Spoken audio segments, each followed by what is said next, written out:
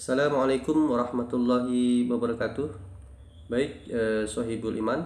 Di sini saya akan menjelaskan beberapa jenis transaksi di dalam Islam, di dalam muamalah, seperti mudharabah, murabahah, musyarakoh, ijarah, dan istisna. Baik, penjelasan yang pertama yaitu mengenai mudharabah. Mudharabah adalah akad kemitraan antara dua pihak, di mana satu pihak yang pemilik modal atau sahibul mal menyediakan modal, sementara pihak lain pengelola yang disebut dengan istilah mudharib mengelola modal tersebut untuk usaha atau suatu bisnis. Keuntungan yang dihasilkan dari usaha ini dibagi sesuai dengan kesepakatan awal. Jadi sudah ada kesepakatan dari awal mengenai pembagian keuntungannya. Tetapi jika terjadi kerugian, hanya pemilik modal yang menanggungnya, asalkan kerugian tersebut bukan akibat kelalaian dari pengelola. Baik, murabahah adalah akad jual beli di mana penjual memberitahukan harga pokok barang kepada pembeli. Jadi pembelinya tahu harga modalnya, lalu menambahkan margin keuntungan yang disepakati.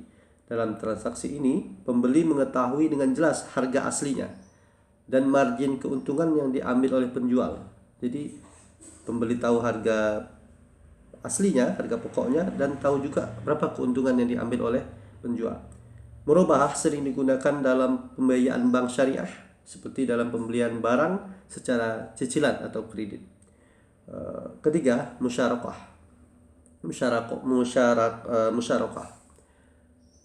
Musyarakah adalah akad kemitraan atau kerjasama bisnis antara dua pihak atau lebih. Kalau tadi dua pihak, ini lebih yang sama-sama menginvestasikan modal dalam sebuah usaha. Keuntungan dari usaha tersebut dibagi berdasarkan presentasi modal yang disetorkan atau sesuai kesepakatan. Sedangkan kerugian ditanggung sesuai dengan porsi kepemilikan modal masing-masing. Musyarakah banyak digunakan dalam bisnis yang bersifat partnership atau kemitraan. Jadi ada beberapa orang, lebih dari 2 orang, yang sama-sama menginvestasikan modal dalam satu badan usaha. Keuntungannya dibagi berdasarkan porsi persentase dari modalnya masing-masing. Dan jika terjadi kerugian pun dibagi berdasarkan porsi kepemilikan masing-masing.